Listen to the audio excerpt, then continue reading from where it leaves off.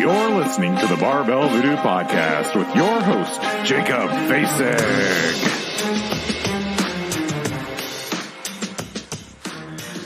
This podcast is brought to you by Paleo Works, locally owned meal prep kitchen with a passion for paleo. They want to make it easy for you to reach your nutritional goals and to stay on track. They offer heat and eat paleo meals, athlete recovery meals, and bulk macro items. Their meals feature 100% grass-fed beef and all-natural hormone and free-range chicken and pork. Pickup locations all over Middle Tennessee, as well as some delivery options for a small fee. Paleo Works wants to make the nutrition the easiest part of your day. This podcast is also brought to you by NutriShop Franklin. Swing by NutriShop Franklin for free in-body scans, free samples, and unrivaled customer service. And when you do, tell them you heard about it from Jacob on the Barbell Voodoo podcast. But hey, no worries. If you don't live in Franklin, you can check them out in Murfreesboro or Knoxville. Also, this podcast is brought to you by Strength Outside the Box. Strength Outside the Box is a podcast hosted by Amy Hester and Lauren Coral, based out of Huntsville, Alabama.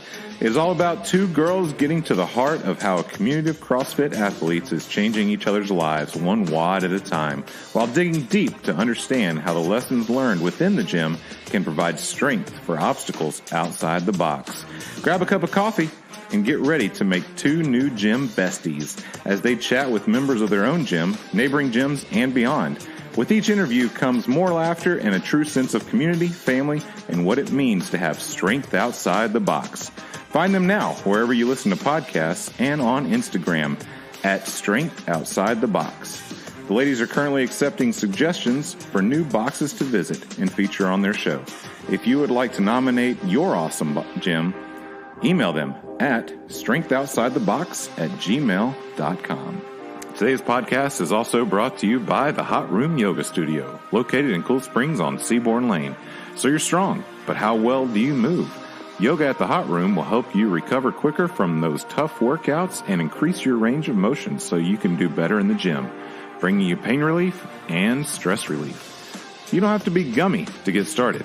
The knowledgeable instructors provide clear and concise instruction for beginners and are committed to helping you get the most out of each yoga class.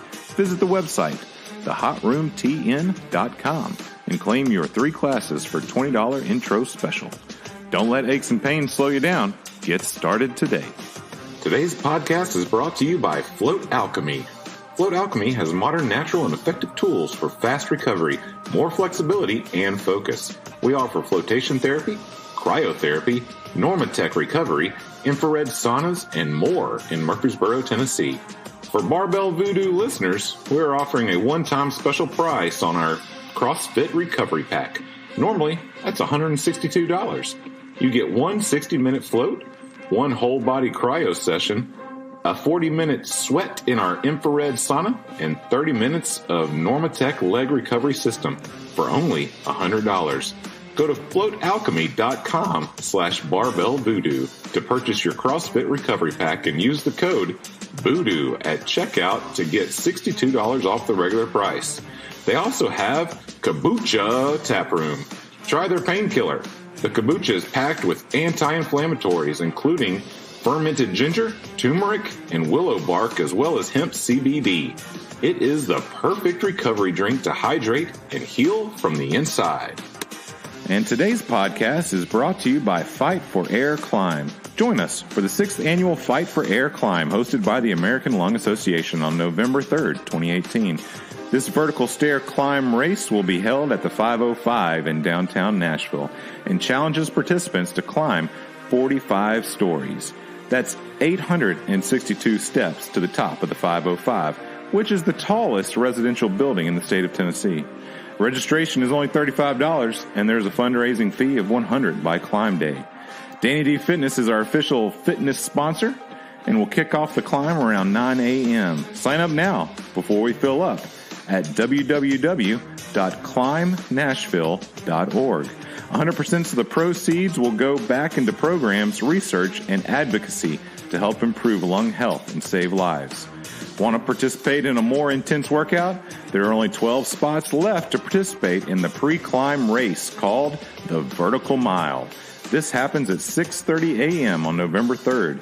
To qualify to participate in this, please email abby.williams@lung.org. That's ABBYWilliams@lung.org. And today's podcast is brought to you by Danny D Fitness, owned and operated by Danny Dyer, based out of Franklin, Tennessee. She focuses on positive body image, effective workouts, and loving your journey to the healthier lifestyle. Come see Danny for one-on-one training, tandem or kids training, female small group training, group classes, pop-up events, and so much more. Visit DannyDFitness.com or find her on Instagram, Facebook at DannyDFitness1. That's Danny D Fitness and the number 1 for more info.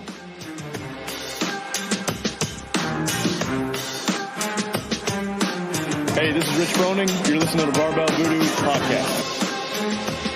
But we'll go from there. If a door opens and you suddenly hear, it's probably a dog. All right. It's Bella. She really likes people, and she probably thinks you're here to play with her. Welcome to another episode of the Barbell Voodoo podcast. I actually know what number this one is while we're recording. It's number 53. Boom. It's going to be fantastic. I've never been able to announce a number, and so that's one in and of itself a great new day. Awesome. Yeah. Yes. And so this is the 53rd Barbell Voodoo podcast. Sweet. That's pretty great. 53? It's not my lucky number, but we'll go with it. Lucky number 53. It might be now. It might be now. So we are sitting here with Sarah and Amanda, and they are here to talk about the D word. The D word. There's so many. I know. So maybe we should specify a bit. I think I weirdly started that way again last time, didn't I? Yeah. That just made it weird. But we're here at the Fit by 40 World Headquarters, my house. That's awesome. International. International. It has no significance of internationality whatsoever. But yeah, so one of the things that Sarah's been very open with in her life and times is her battle with depression, and she had actually said, hey, it'd be really cool for us to do an podcast about depression because it's one of those things that people don't talk about. People feel insecure or feel that it's something that they just have to deal with and kind of get through, and then everything's fine, and that's not exactly the case. Like, the more that we find that we talk about it, the more it helps people, the more it allows people to engage in the conversation about it, which in turn turns into a very healthy response. So let's start with just your story. Where did this kind of do you think it kind of entered into your life in terms of you recognizing what it was? Does that make sense? Yeah. So looking back, you always say hindsight's 20/20. So looking back, I can definitely see now that there were very prevalent signs of having depression and anxiety from a very young age. But, as a kid, you don't know what's going on. You don't know what's happening with your body or whatever. Or that or even that maybe what you're doing isn't quote unquote normal, or like other kids aren't feeling the way you're feeling or experiencing the thoughts that you're experiencing. So yeah.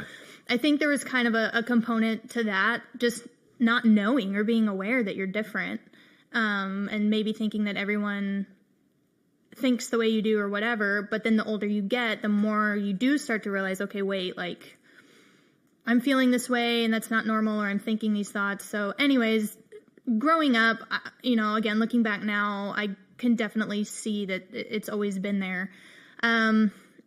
Middle school and high school, I loved high school. I hated middle school, but I absolutely loved high school. But I think that's when signs really started to manifest themselves. I think just home life, I came from a split household, and not to say that it does have a lot to do with it, but sure. Not everyone goes through that in a split household, but,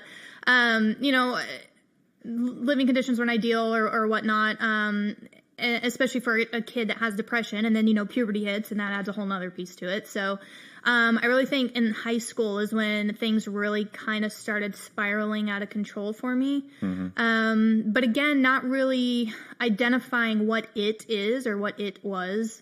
I think most of the time I just chalked it up to hormones and being a teenager. And so, flash forward to my 20s. Honestly, my 20s were like the worst time of my life. Wow. I feel like that's your first exposure to the real world and figuring out who you are and where you fit in society, because now you're an adult, whatever that means. And you're responsible for your actions, and, you have to pay the bills, and you have to, all function. That lame stuff. Yeah. So I think that's when I started to realize that daily life and daily tasks that I saw everyone else being able to handle and maintain and I guess, for lack of a better term, survive, I wasn't. Like, perfect example, I was 23 years old and bought my first townhouse, and by 24, it was almost being foreclosed on because I hadn't made payments. But it wasn't just a lack of, me being lazy or me being, it wasn't like an accountability thing. It wasn't that I didn't have the money. I just, there's certain, and that's when I started to realize that there were triggers. And for me, it's mail, and I hate mail. I sound crazy right now, but you start to identify that there's certain triggers, and for me, it's math, which again sounds a little weird, and mail. And so when you mail, get postal mail, okay, not M-A-L-E, no, but M-A-I-L. Yeah. I was trying to figure out which mail you were talking about, and I was going, okay, surely it'll reveal itself. About? Nope, it's not going to do it. Like not a letter gonna you open. Okay, yeah. They used to have, for all you young people that are listening, there used to be these things called post offices. And they used these things called stamps. And you paid for a stamp, and that stamp on an actual envelope, which is made out of paper, you could send to a person around the world. It's pretty phenomenal. It's like email, but in the tangible form. In the physical form. And much slower. And costs money. So you can see why it stays around. Yeah. So, and it was one of those things where I couldn't figure out why mail was causing me so much anxiety. It sounds ridiculous. Like, I would literally go weeks without checking my mailbox. And when I would go, it would just be overflowing. And then you have a stack that you got to go through. And so as I continued through my 20s, more things like that started to pop up, and I started to identify triggers, but it all stemmed from a feeling of being overwhelmed. And so it wasn't necessarily the mail. It was having to go through the mail and being responsible for staying on top of so many things at once. And for me, and with my depression and anxiety, that's a trigger. I get overwhelmed very easily, and I shut down. I don't ask for help. I don't try and figure out how to fix it. I just withdraw and shut down. Okay. So that was me trying to figure out what was going on in my 20s. And I hit, super high highs and super low lows. And it got to the point where it was August of 2008. Now, I had seen, my family doctor or PCP, whatever you want to call him, and nothing against him, but when it comes to mental health, it's just like anything else. Like, you need to see a specialist. You need to see someone that knows what they're dealing with. And I guess I didn't recognize that at the time because, again, it's something that's not talked about as much as, like, if you have cancer, we got to find a specialist. We got to know, blah, blah, blah. Sure. So... Because, well, you can, your general doctors only can know so much about so much. Right, exactly. Exactly. And in each subject or each part or each element of a body and what it goes through is extensive, There's just no way, Exactly.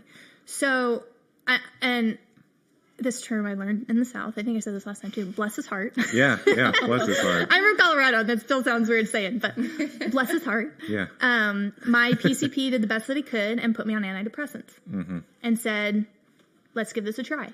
Yeah.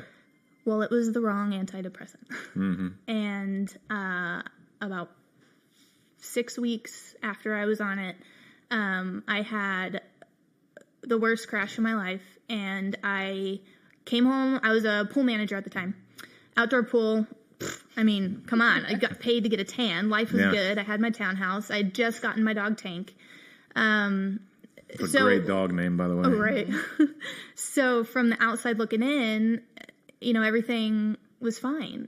I was good. Yeah. And I didn't know the warning signs. I didn't know that there could be warning signs, and I didn't know there could be side effects. So one day I was just in a slump, and I think that's one thing people don't understand too, and we'll get to this later, but there's a difference between being sad or like something happening to you and you get sad or depressed, but you always come out the other side. Yeah, yeah. People with depression, they don't come out the other side. They stay in the crash. And so I was in the crash, not knowing that that's what it was. Yeah. And I went home, and I couldn't stop the negative thoughts, and I swallowed every pill I could find in my house, and I laid down and went to sleep because I couldn't make the pain stop. I couldn't make the thoughts stop, and I didn't know how else to deal with the situation. Sure. And so logically in my head, the only escape was to just not be here anymore and then just make it all stop. So that, fast forward, my,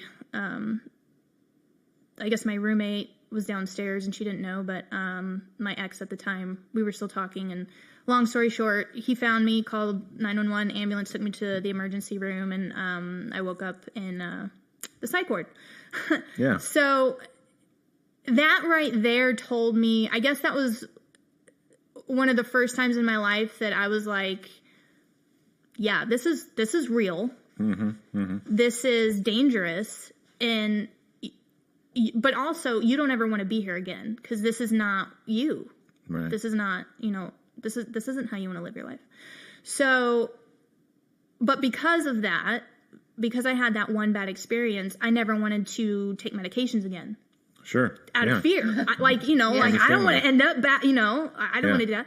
And the unfortunate part of depression and anxiety is it is trial and error, and you are pretty much a guinea pig until you figure out what works. And it's not take a pill, wait 2 hours and see. It's you're going to take this for the next 4 to 6, maybe 8 weeks, and then we're going to figure out if it's working. Yeah. So it's a long process. Well, in your age category, in place in life, the safety parameters in which to do trial and error on drugs that are affecting your brain is very problematic. You're not a teenager living at home where you have hopefully parents that are watching over you and monitoring the situation. It's like you're on your own. You're still having to like survive and do the adult thing. Exactly. And like your choice is your choice. That's not a safe environment to conduct tests. For this nature. And that all goes back to being overwhelmed and that whole thing. So so I swore I would never try medications again, and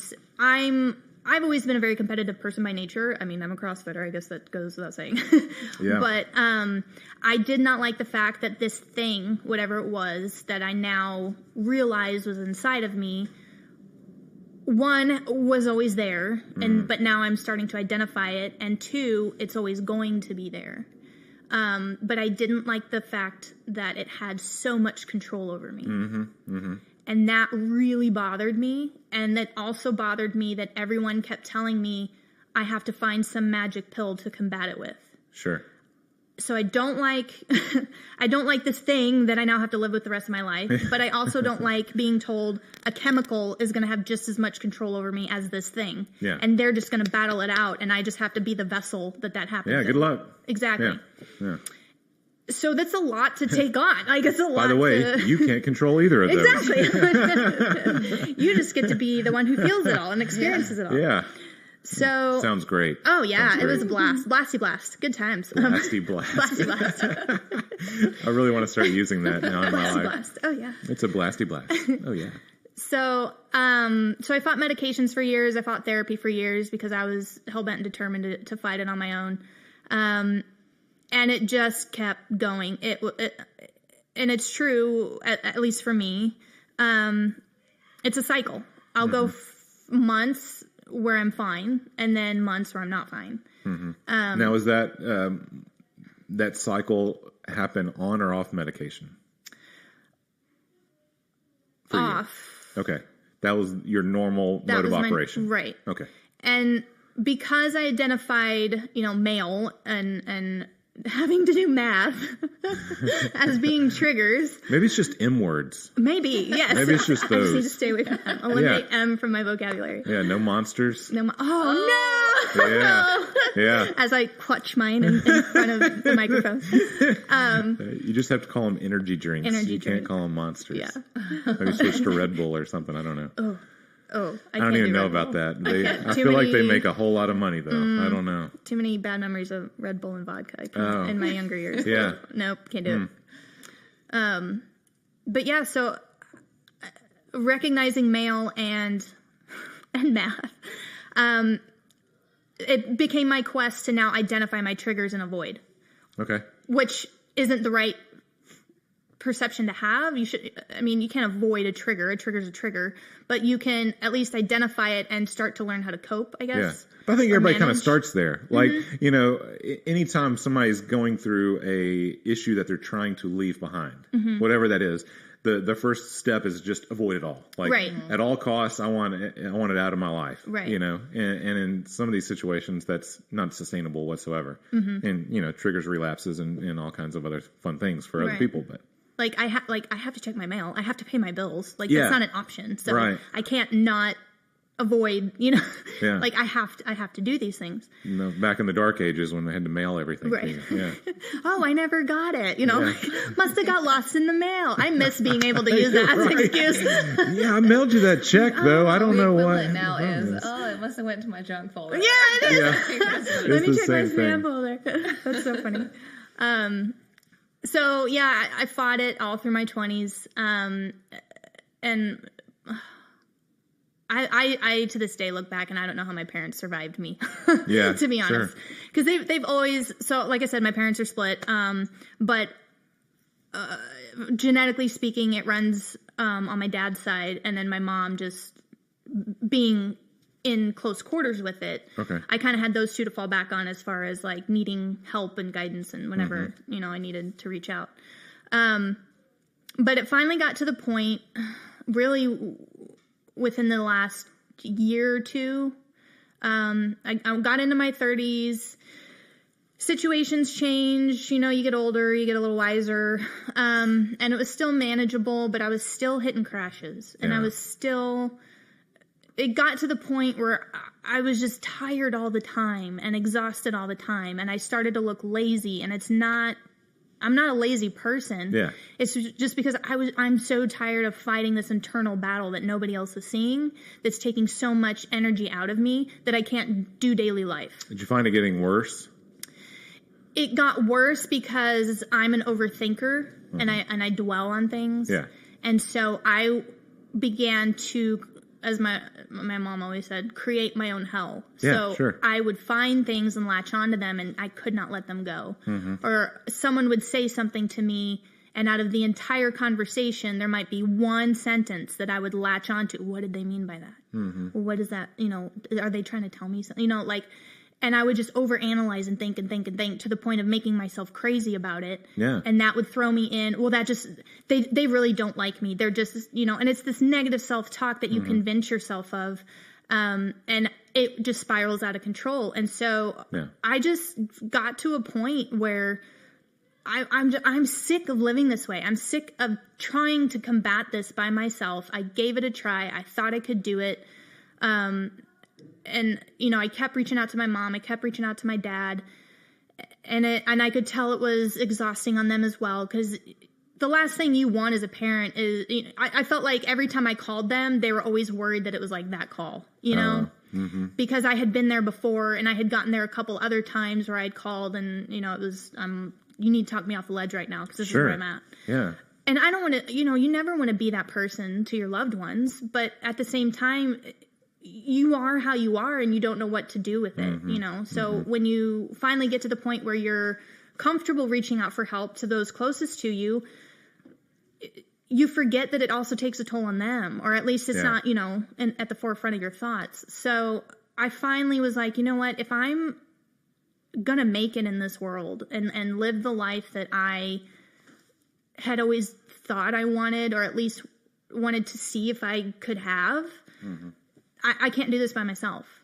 I have to seek help professionally. And I've tried it without the meds and therapy, and it's not worked. Yeah. The only other option is to try it with.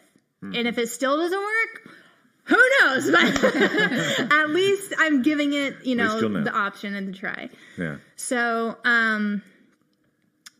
that's kind of where I'm at now. I'm an open book. So, I bounced around on a couple meds over the last year and, found a therapist who's absolutely amazing. I see her once a week and she's phenomenal. But also in the midst of all of this, I 100% believe that CrossFit helped keep me around, for lack of a better term. Okay. Or way of saying it. In 2012 is when I first started CrossFit. And that was at that weird time where, all right, I was coming out of, the hospital situation and whatnot in 2008. I was kind of stumbling along, still trying to figure stuff out. And when I found CrossFit, it gave me an outlet physically, which is important for people with depression and anxiety. We need a way to exert that.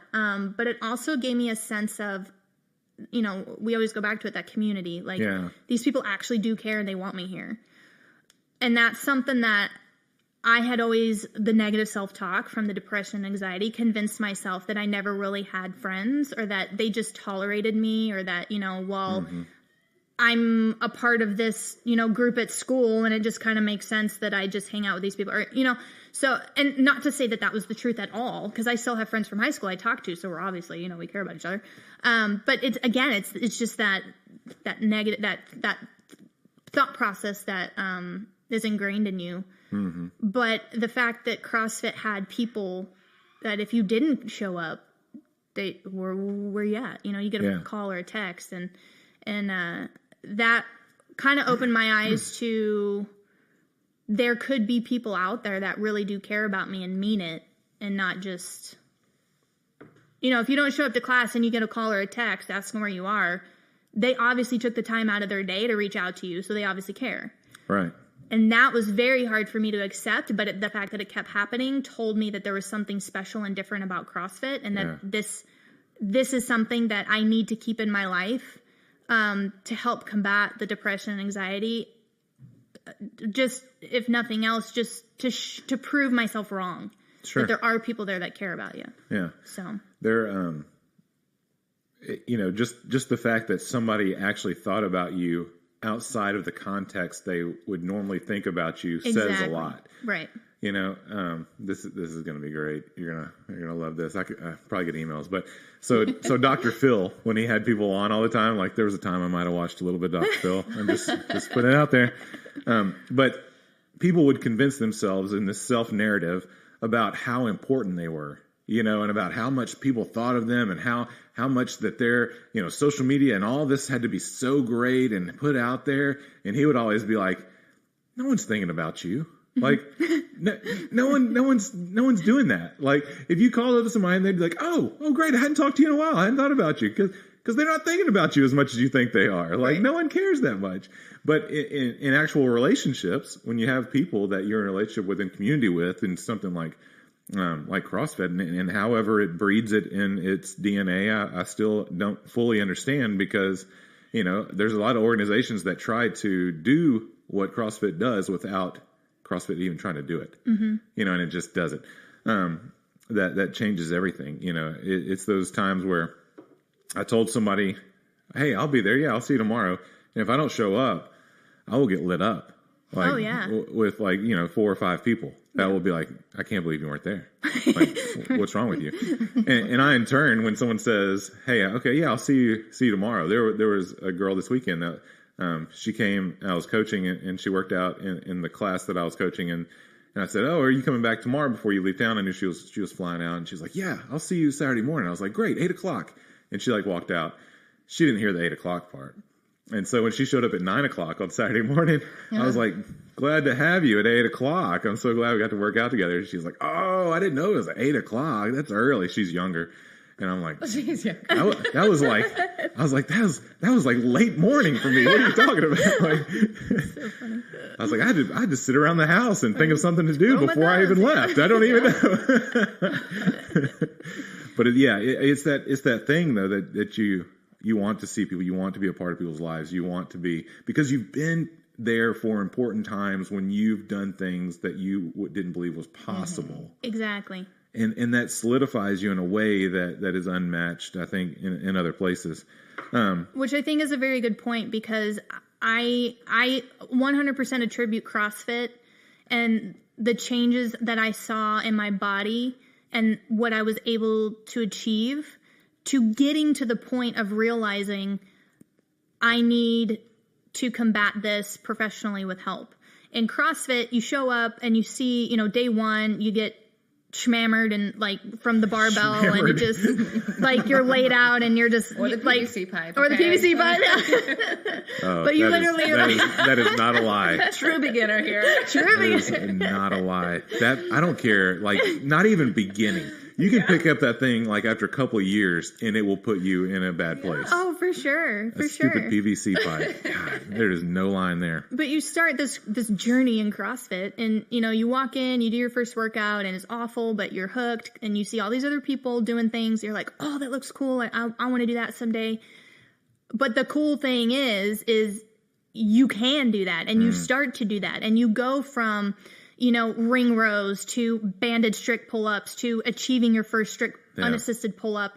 And you start with a PVC pipe and then you can move to the training bar and then you can move to the bar. And so CrossFit showed me, regardless of how messed up I think I am in the head or whatever, I'm still able to achieve goals and I'm still able to do things that I didn't think I could do, but proved to myself that I'm fully capable if I just go for it and commit and put in the hard work and effort.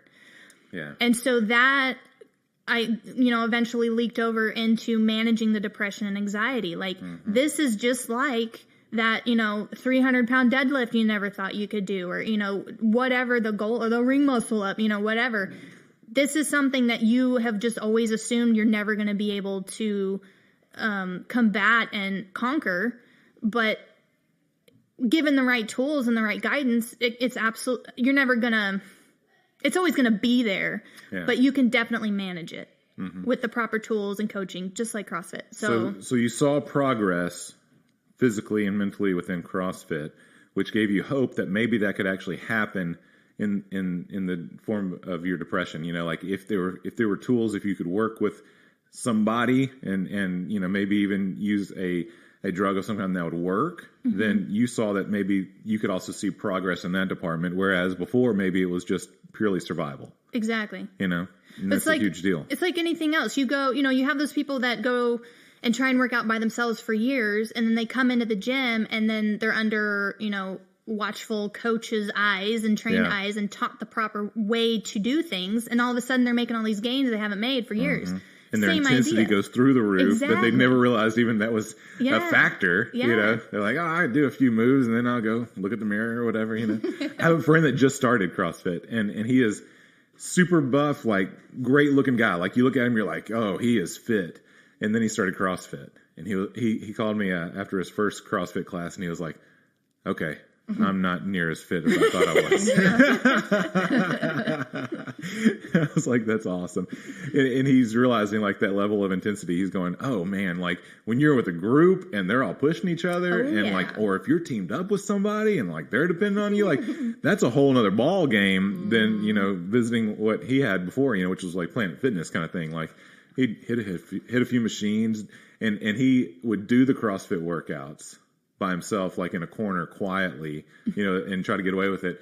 But he was it's one of those like, oh, I didn't realize that was like timed, or like I had to do that in a certain, time, whatever, factor in the thing that adds intensity, whether that's a clock or a time domain you have to say into. But that was funny talking to him about that.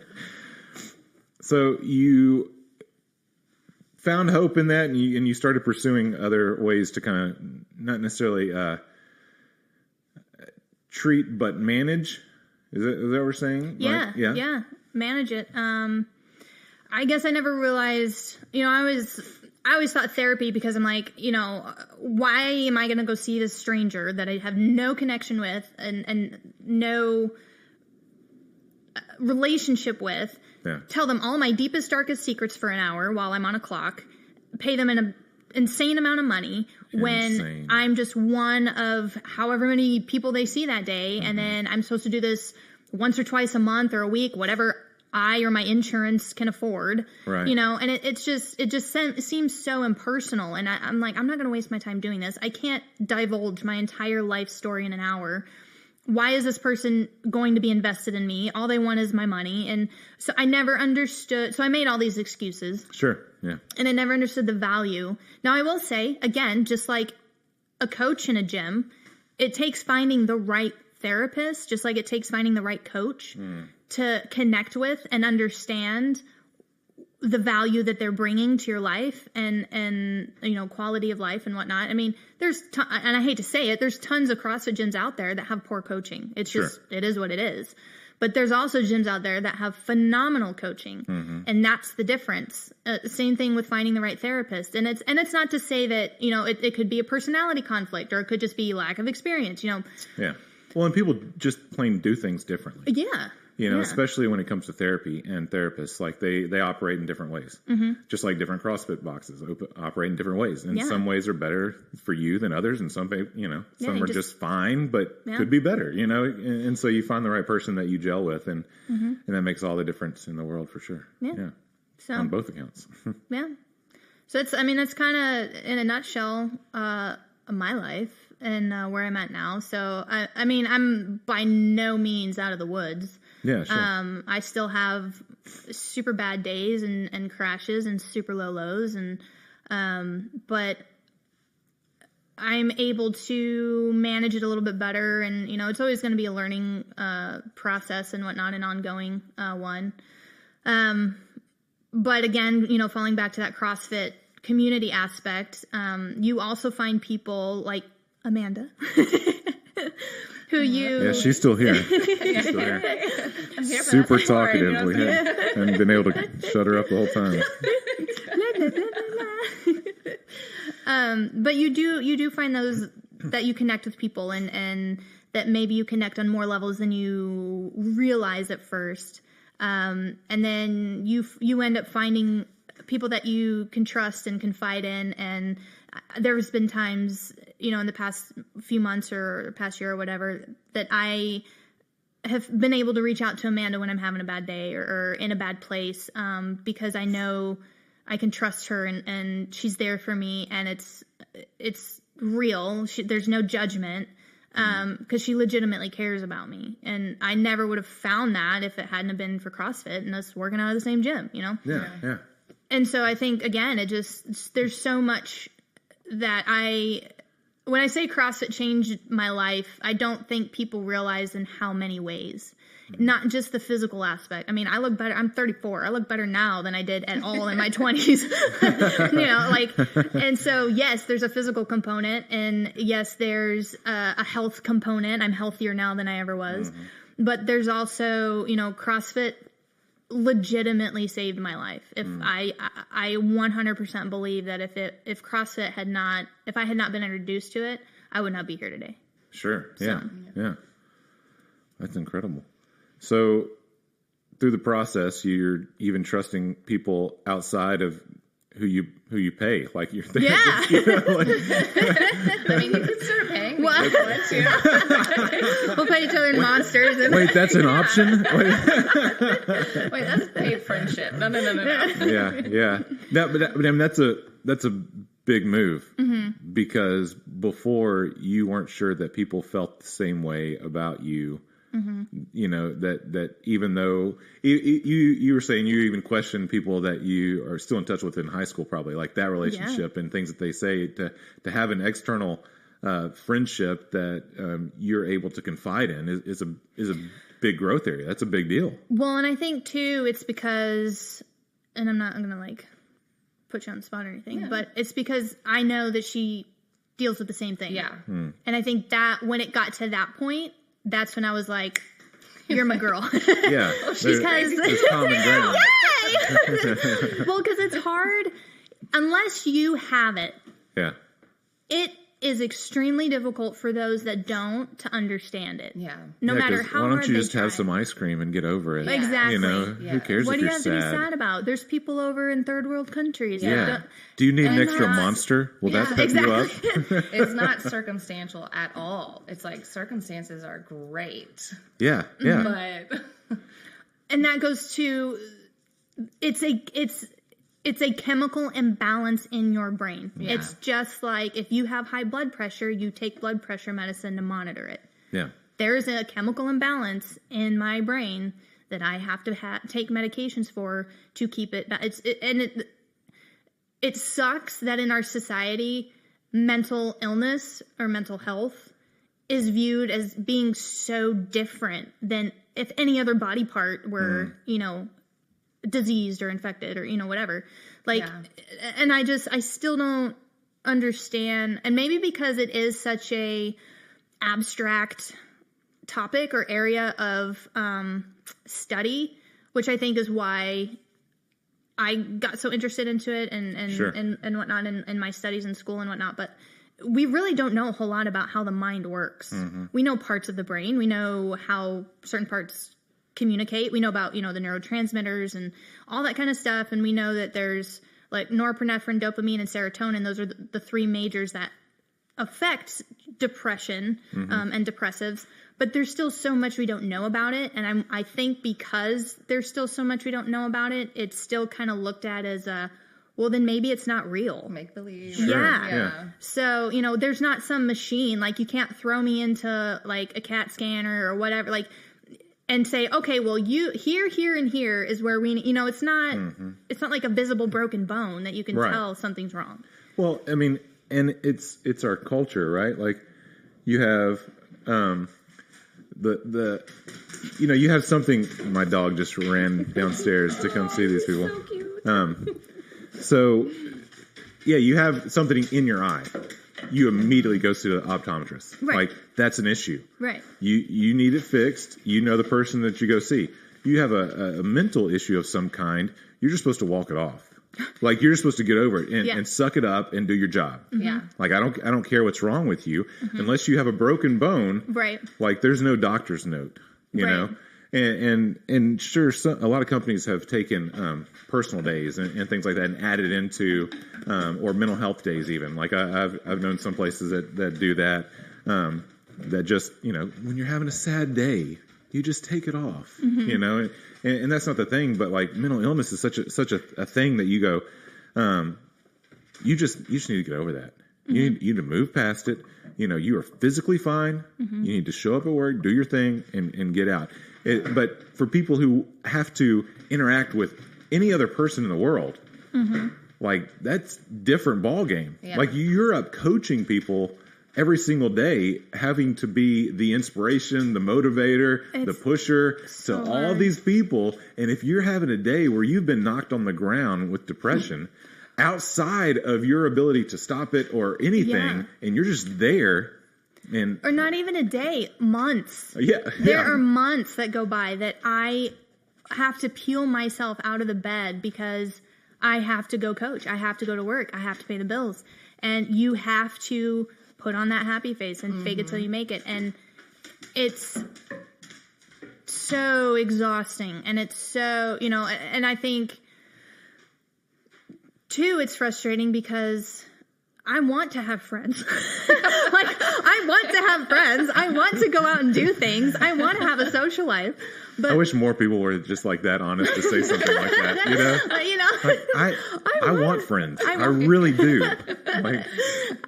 But it's so exhausting. And not only are you fighting this internal battle, but then you're having to fake it on the outside, especially for something like we do, like CrossFit coaching. Yeah. And you have to be on, and you have to be the showman, and you have to be articulate, and you have to be technical, and you have to, you cannot show that you are having a day at all. And if that goes on for months, so I think a very important piece to remember though is that if you have a friend that has depression or anxiety, still keep them engaged or still reach out to them. Like 9 times out of 10, when someone asks me to do something or go out and do something, I either don't respond or I say, well, maybe, and it's not because I don't want to. It's because I really don't know how I'm going to feel on that day. Yeah. I don't know how exhausted I'm going to be. You don't want to be around me when I'm in that place, you know? Or if you're having to make that choice from, being overwhelmed with depression, like that changes anything for the future. Yes. The outlook of it, not knowing how you might feel might be more impacted of how you feel at the moment. Yes. Trying to decide then. Exactly. You know? But keep inviting us Yeah. because we want to be involved. We want friends. We want a social life. And every now and then we will say yes and come out and have a great time. But if you give up on us, or if you just stop inviting or stop asking or stop engaging, it re-solidifies the negative thoughts and that, I knew it, you know, and it just keeps us in that dark place longer. So I truly 100% value those out there that have not written me off and have not just, she stop inviting Sarah. She's just going to say no. Because then you see it all over social media about all the fun that they're having. And they're like, I didn't even get a call on that. Right. It's me, isn't it? Yeah. Exactly. So. Yeah, I was saying something about, the other day, I've had two asks from somebody. And I just, for some reason, have in my head, if they ask the third time and I say no, that's it. Like 3 strikes, you're out. And so I know I've already denied twice. And so I'm like, bad gum. Why? I don't know. I'm see, that's too much for me. The same boat, and I'm like, I can't. I don't know. I want to be friends with everybody, and I feel like everyone should like me. Even though I'm not a great person. I was talking about this morning, I was like, I have an incredibly compassionate wife, and then I'm on the other side with 0. I can do empathy for a time, but after that, I'm just not super compassionate person. I'm just not. And I was saying, I can give you a couple of weeks where I can be as compassionate as possible. But after that, I feel like you need to move on. Yeah. I don't know what you're going through, whatever it is, but that's about all I have the ability to do. That's it. Compassion is not my strong suit. Oh, man. But, no, man. Who wants to sit across the table from? I want it to be. It's just, I'm just not. Yeah. Compassionate. But I think that's a good point, too, because it affects everyone differently. Yeah. And that's, Absolutely, yeah.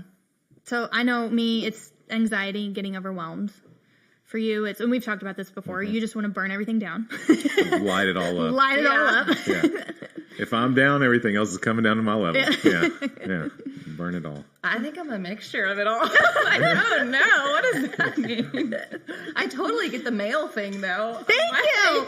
That makes so much sense. See, I this hate is the why we're mailbox. friends. I avoid the mailbox at all. I'm like, Izzy, go check the mail and then give it to Daddy. I'm not looking at the mail. Oh, that's funny. See, I have to check it every day. Really? Yeah.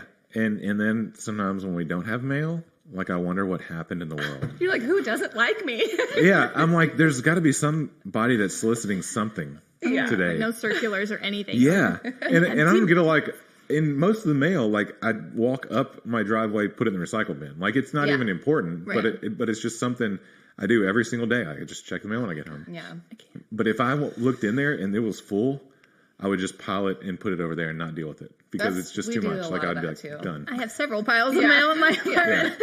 I will literally. I've even walked to the mailbox, opened the door, looked in, shut it, and walked away. I'm like, not today, mail. I don't have it. Yeah, that's a real thing. Getting overwhelmed easily. Well, you have 4 kids. And I've told you time and again, I don't know how you do it. Yeah. You're the most patient woman I've ever met. Yeah, that's crazy town. It is. I walked into the gym. What day was that? Wednesday? They're on fall break. So one day last week. Was it Friday? No, Ian was with me Friday. I had backup on Friday. That's right. But it was one day where it was just me and the kids, and we walked into the gym. And I walked in, sat down on the floor, looked at the board. Tears started welling up in my eyes. Oh, no. And I gathered all my kids. I looked at Sarah, and I was like, no, it's not going to happen today. I was like, we're having a rough day. It's all right, girl. Yeah. We'll be here. So we go home, and I grabbed all the kids up in the bed, and we watched TV for the rest of the day, and that's all Mommy could do. There you go. Yeah. But sounds fantastic. We got some good snuggles out of it. Yeah. Yeah. Gosh. gosh, I don't get any of those. Sometimes. Yeah. And the moon is just right. There you go. And the stars align. I get more from Bella than anybody. We snuggle every night in the bed. No. Big Bella doodle. I will say and I don't know if, because you just got Bubba a while ago, but yeah, so therapeutic. I'm a huge believer that, like, not therapy animals, but animals in general. Yeah. Like, Tank has been my saving grace more times than I can count. Yeah. And I know you guys just got Bubba. Yeah. He's such a joy, and animals are very helpful. Even if you already have 4 kids. I was like, what am I doing? I have 4 kids. Why am I getting a dog? It's like, I enjoy him. Dogs are the best. It's just they're always happy to see you when you come in. And that unconditional love. Like, they just always are there for you. And sometimes I'll sit down next to Tank on the couch and he'll move and it breaks my heart. Why are you leaving? No. There are times, like, at night she'll lie in our bed and I'll come and I'll just snuggle and rub on her sometimes. Sometimes I'll come to the bed to get in, and she'll just go to her spot where she sleeps, and I'm like, "Ouch! What just happened here? Love me. I bought you. I feed you. Totally. But there's nothing like a dog to change everything. Yep. Changes it all. So how do you function in the midst of your lifestyle, battling depression and being a mom? And you still have time to work out. Workout is That's my saving grace. Yeah. Because there's a lot of moms that just go, I'm not working out. Yeah, time to invest in me. Totally, yeah. No, going into the gym is like typically my happy place. It was frustrating the other day because all the kids were on fall break, and they were all just the worst. They were over it, and we were over it, and they didn't want to be at the gym, and stuff like that. But they're close in age. They're very close in age. We had 4 kids in 3.5 years. Good golly. Yeah, right? We have twins in the middle, so that sped things up. And my youngest has special needs. Yeah. So we got a lot going on. But, there are a lot of days where I'm like, okay, what's the most important? Like, you can't bite your kids' heads off. Like, you need to simplify the plate, take things off, and just love your kids and take care of your mental health. There are some of those days. I will say I was so overwhelmed to go see the specialist. Mm-hmm. Like what Sarah was saying is so necessary. I was so overwhelmed to do that, like having a panic attack walking into the office. But once I finally did, and, we're getting medication has been a very helpful thing for me to cope and manage and exercise. And it may not even have to be exercise, but just like some outlet, like some kind of hobby. Like, I just have to remember like who I am outside of being a mom. Mm-hmm. Like, obviously that's a huge part of who I am, but I kind of have to remember like, this is who I am. This is who, I'm made to be, and things that I enjoy doing and things that I'm capable of doing, and kind of fill those tanks, Yeah, it's important. And I don't know about you, but like, there's so many moms who forget that, like, to invest in themselves, and they just burn the candle at both ends. Yeah. And they end up inevitably coming together in a really terrible flame. Yeah. Totally. And we all know that, if mom ain't happy, then no one's happy. And so it's important. It's important. Yeah. But it also, like, I think it also sets the tone for your household. Like, if you're investing in yourself, you're instilling the not the confidence, but the awareness that as your kids grow up, that they probably should invest in themselves as well. And you've green-lighted that. You said this is okay to invest in yourself. You don't have to totally give everything away that you have. You don't have to give all of yourself away. You can take care of yourself and be healthy and do what it takes to be healthy. And and that's going to be bothersome to you sometimes, but like, you'll learn from that. Yeah, for sure. I think it teaches them boundaries. It teaches them empowerment. It teaches them that they're worth, like, I want my daughter, I want all my kids, but, my daughter's my oldest, but I want her when she's older to go, I am worth taking care of myself, 'cause absolutely. I would never look at her now and be like, don't take care of yourself. You're not worth it. It's heartbreaking. Like, just give up now. Yeah, totally. Totally not worth it. Yeah. So yeah, teaching them. But I mean, and we joke about it, but like a lot of people are doing that. Yeah. You know, not with their words, but completely with their actions. Yeah. You know, they're just like, you know, whatever, just do the best you can. Yeah. You know, just keep giving until you can't give anything else. Yeah. You're like, that's a recipe for like burnout and Yeah, disaster. That's not a absolutely. recipe for success and living the best you can, you know, and working in excellence, not in working in like survival all the time. You know? Absolutely. So that's super important, especially, you know, for kids, but also other moms and dads around you that are seeing you guys make that effort. Yeah. Because both of you guys work out. Both of you guys are investing in yourselves in ways. Yeah. There was definitely a season in life where like we found ourselves in marriage counseling, found ourselves looking across the table at a counselor, and he asked me, I mean, this was when the kids were teeny tiny. Mm-hmm. And he asked me, so like, what are your hobbies? What are your passions? What are your desires? And I literally was like, to survive. That's it. I want to not kill them. Yeah. And I didn't have, and I mean, you talk about being depressed. Like, it was rough, like just miserable every day. And it was a slow, but like you learn, and that was what CrossFit was for me, was like, once I started doing CrossFit, because my husband begged me to come try a class. So I did. And once I finally did, I was like, oh, this is my thing. This is my jam. And it literally like started to reawaken my heart, you know, like not to be cheesy, but I had kind of committed soul suicide there for a little bit. Sure. Like, absolutely. You know, was so depressed. I'm laughing, like trying not to be audible, because I remember her first class. You remember that? That she came. What was that like? Give us a peek behind the veil here. Well, what had happened was it was rough. I thought I was fit. Everybody's like, "You're skinny. You don't need to go to CrossFit." I puked 3 times. No way. After class, I'm standing there trying to talk to her about our foundations program. Oh. Yeah. And mid-sentence, she's like, excuse me. Like, and I went to the bathroom and bolts puked. to the bathroom. Yeah. Puke comes back. My gosh. We continue the conversation.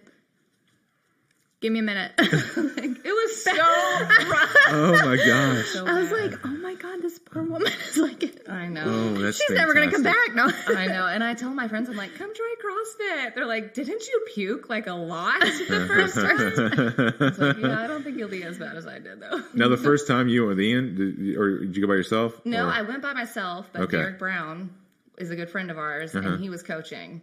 And so I felt like I couldn't wuss out. Oh my gosh! So when you came home, did you have to tell the story about puking 3 times? Oh, yeah. Yeah. I'm like, I puked 3 times. I love it. Sign me up. I don't understand. It's so bizarre. Oh my gosh! But So many CrossFit stories, not necessarily with puke, but like those two. some kind of thing. Like I was dead, I was ready to die. Like I just wanted to crawl out of there. And I loved it. And you're like, what is wrong with you? It's just so sickos? empowering. Yeah. Like, it's awesome. Yeah.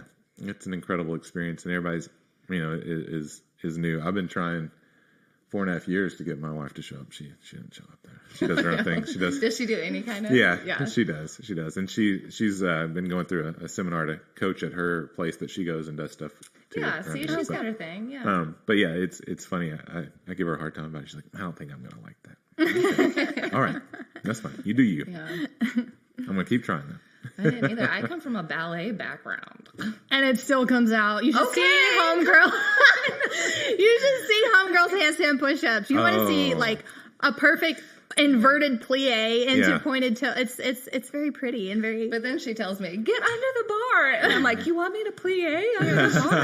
She's like, no, I want you to snap under the bar. She's so graceful. She's a graceful lifter. Less grace, more Yeah. energy. Yeah, totally. That's funny. But yeah, I love it. It's awesome. That's really cool. I like that.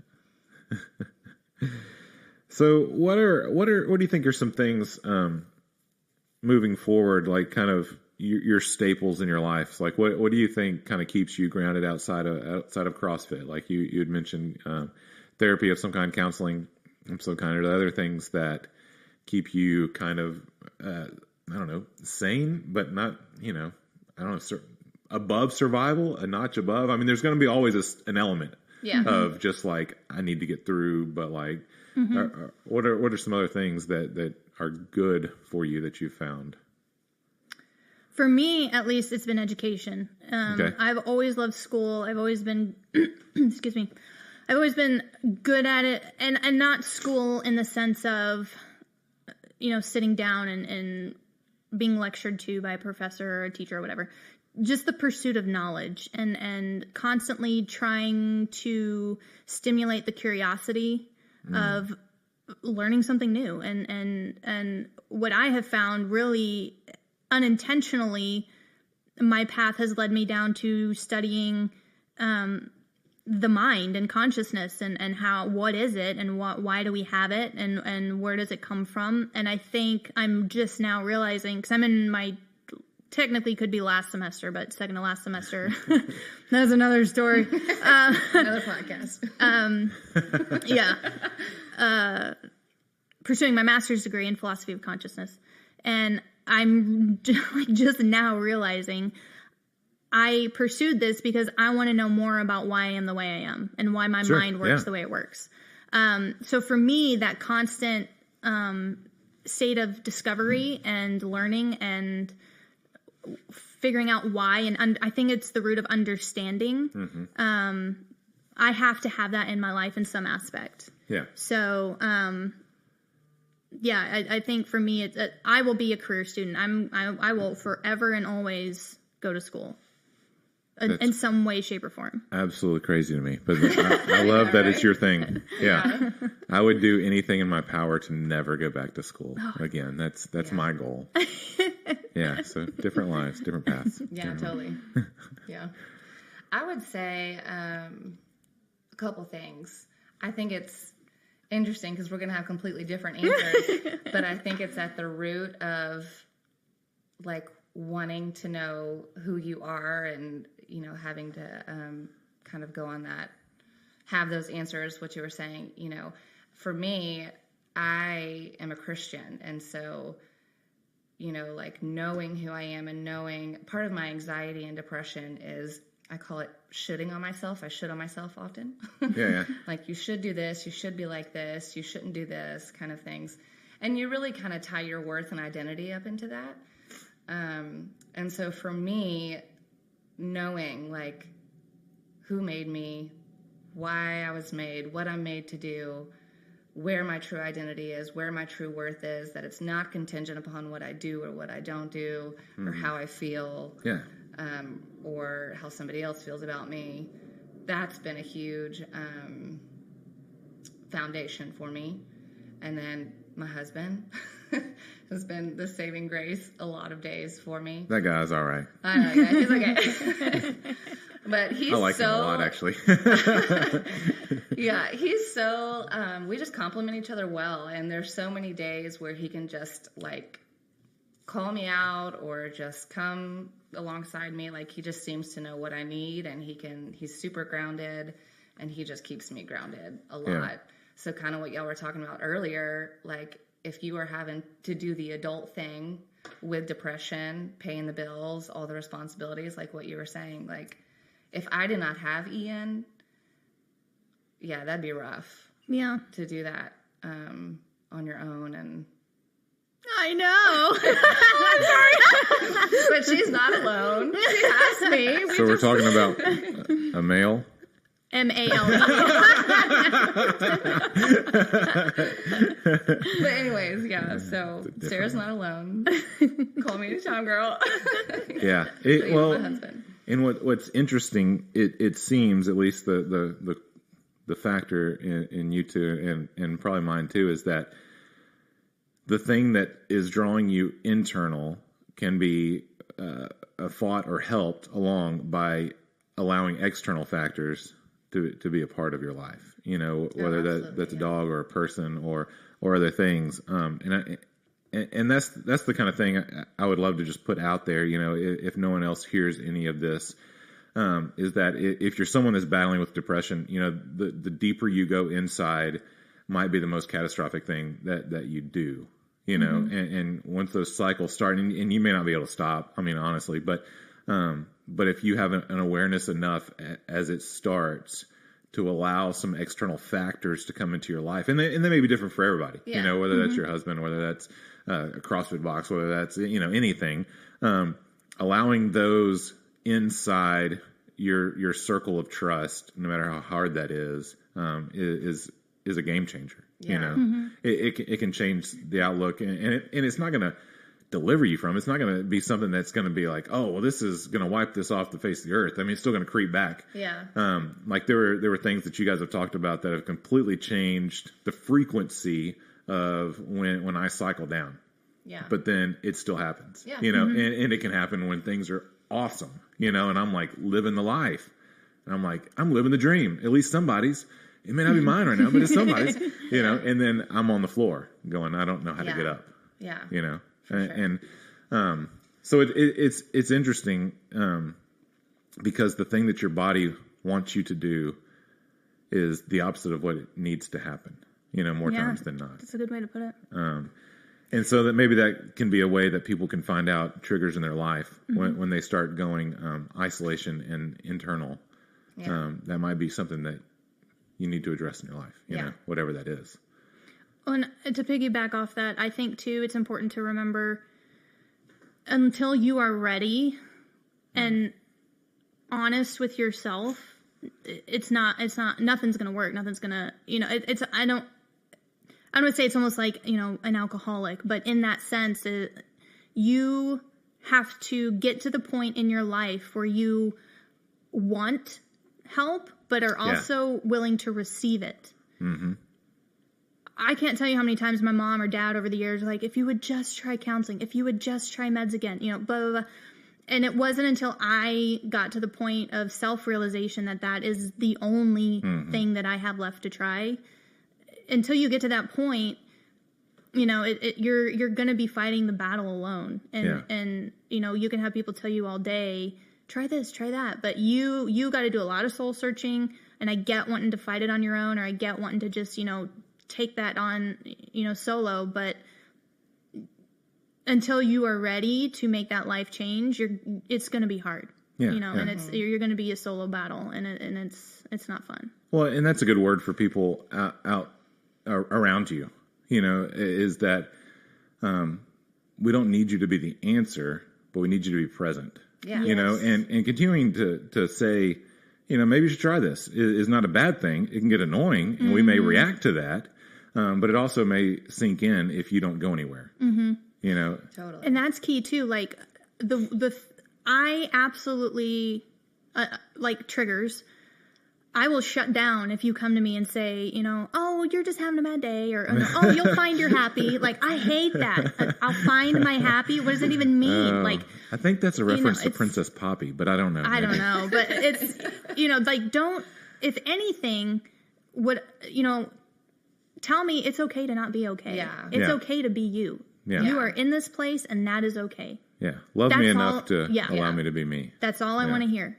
I don't want to hear it's going to be okay, or I don't want to hear, oh, try this. Or I don't want suggestions to the extent of, you know, annoyance or whatever. I don't want you to cheer me up per se. I'm not looking for anything other than for you to tell me it's okay that I am the way that I am, and you are still going to be by my side. Yeah. That's it. Hey, I'm sorry to hear that. You want to go lift some heavy shit right now? Yeah. Yes. Great. Yeah. Yes, I do. See, that's what I want to hear. Yeah. Great. Let's snatch. Yeah. Okay. Totally. Especially coming from, like, I'm not saying all Christians are like this, but as a believer, I had so much shame about it. And when people would come to me and say, like, you know, have hope, I'm like, yes, I do have hope. Like, I love Jesus. Like, I know that Jesus, you know, my hope is in Jesus, but like, I feel so bad right now, you know, and I just had so much shame about it. You know, it was like, and Christians are the worst about saying stupid things. well, yeah. Like, I let me just put that on the table. Yes, They're the worst, and they mean the best. At least that's what I tell myself. Yeah. They mean. I mean, God bless them. Bless their heart. Yeah, that's the thing that you don't say. But goodness gracious, there's so many that say the worst things. It's just, it's like they can't punch 'em handle in the head. silence or like, Yes. you know, just be. It's okay. My hope does not need your voice in it. That's what you should say. Love it. Totally. Oh, bless their heart. Sorry on behalf of all the Christians with the horrible answers. I'm going to go ahead and apologize. I just try not to get angry at people. That's just my goal in life. Well, Don't punch people in my job. That's the big thing, especially the Christians. They're probably paying the bills. So, Oh, no. So, yeah. Well, I think this has been fantastic. Yeah. Any parting words from you, ladies? You're not alone. Yeah. Yeah. And it's If real. anything, it's real. You're not alone. Despite what everything in you is telling you. Yeah. You're not. You're not. It's more prevalent than you know. And it's okay to be you. And it's okay to not be okay. Yep. Yeah. Well, thanks, ladies, for being on the podcast. Yeah, thank you. Thank you. And, be sure to tell all your friends, hey, listen to this podcast. It's the most exciting one you'll ever hear. Episode 53. That's right. That's us. All right. Thank y'all so much. Hey, for all you Barbell Voodoo podcast listeners, we have a special offer for you guys. If you go over to Instagram and start following Barbell Voodoo Podcast, I'll send you a code that you can get 20% off your next order at barbell-voodoo.com. Hey, thanks again for listening to the Barbell Voodoo Podcast. Hey, if you don't mind on your way out, if you could go by Instagram and follow our page, Barbell Voodoo Podcast. It's brand new. It's part of the Barbell Voodoo family, and we would love for you to go follow us. You can also check me out at fitby40.blog. Otherwise, we'll see you next time.